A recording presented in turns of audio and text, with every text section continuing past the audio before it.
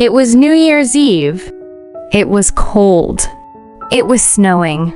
The girl selling matches was walking in the cold and snowy streets and loudly said, "Matches! I have matches. Please buy them." But no one paid attention to her. Everyone was rushing past him and leaving. A woman was found from a distance. The girl ran to her and begged, "Mom, please buy me a match." "I don't need it, girl. At home, I have a lot of matches." It is snowing faster. The girl was shivering from the cold. "Wow, how cold it is! I have to go home. But no, I can't go back until I sell the matches, because my father will beat me again." The girl stopped. She put her frozen hands in front of her mouth and ate to them, and then she started again. "Matches, I have matches. Please buy them." But no one came to her. No one bought a match from her. The girl was hungry. She had not eaten anything since morning. Her heart was weak from hunger. A house smelled of good food. "Wow, what a good smell! How hungry I am! I have to sell the matches and go home soon. If I don't hurry, people will go home." She made his steps faster and her voice louder. I have a match. The girl was about to cross the middle of the street when suddenly she heard a voice. Tap, tap, tap. It was the sound of a horse pulling a cart that was speeding towards him. The girl was shocked. He quickly pulled herself out of the way of the horse and cart, but her wooden boots fell off her feet and he was thrown into the snow. "Wow, my wooden shoes! A memory of my dear mother. What do I do now? Where did they fall? How do I find them?" The little girl brushed away the snow with her cold and frozen hands and looked for her wooden shoes. Once her eyes fell on the other side of the street. One of her shoes had fallen there among the snow. "There it is!" cried the little girl happily, and ran to the other side of the street, but as soon as she wanted to take the shoe, a mischievous and evil child came, snatched the shoe from her hand and mischievously said, "Wow, what a good thing I found! When I grow up, I will make it my baby's cradle." Then he ran away. The girl was walking with bare feet in the cold and snowy street. It is snowing heavily. The girl's hair was white from the snow. There was no one left on the street.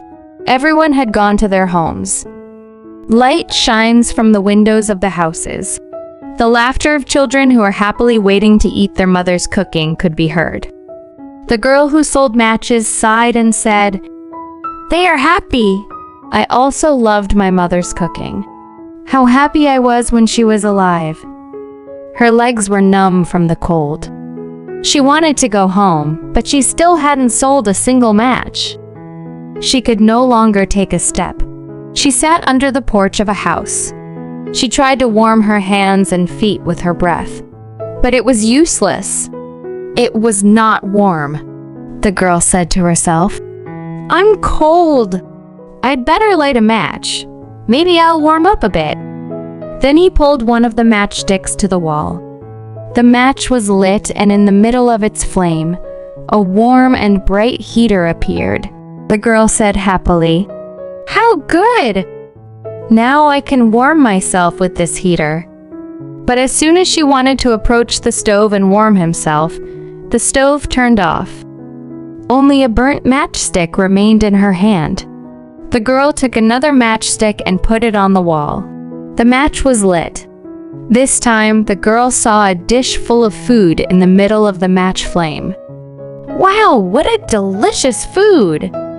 In the food dish, there were plums, apples, and a fried goose from which fragrant steam rose. The little girl was looking at the food dish with joy and surprise. Suddenly, in front of her eyes, a fried goose flew with a knife and fork stuck in her back. The little girl reached out to catch the goose, but the flame of the match ran out and the imaginary foods disappeared. There was no sign of food. In front of the girl's eyes, there was only a long and cold wall. She also lit the third match.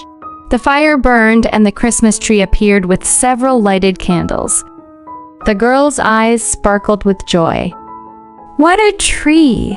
It is even more beautiful than the Christmas tree of the rich people. The girl stretched her hand towards the tree. But at the same time, the match went out. The Christmas tree also disappeared. Only the flame of one of the candles remained, which quickly rose, and soon it became a star and clung to the chest of the sky. It was as if they had painted a Christmas tree in the sky. The little girl was looking at the sky in wonder. How beautiful it is!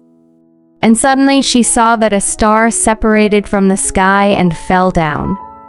She said to herself, "So tonight someone will die." She learned this from her grandmother. Grandmother used to say when she was alive, "If a star falls to the ground, it means that someone will die and his soul will go to God." The little girl remembered her kind grandmother and said softly, "Grandma, I miss you so much." She also lit the fourth match. At that time, in the middle of the fire, she saw his kind grandmother. "Ah, my dear grandmother," and jumped into her arms. Grandmother hugged and kissed her kindly. The little girl explained her hardships and problems to her grandmother. Then she said, crying, "My good grandmother, don't go away from me. I know, when the match goes out, you'll disappear like a hot stove and a roast goose and a Christmas tree, won't you?" At the same time, the flame of the match went out.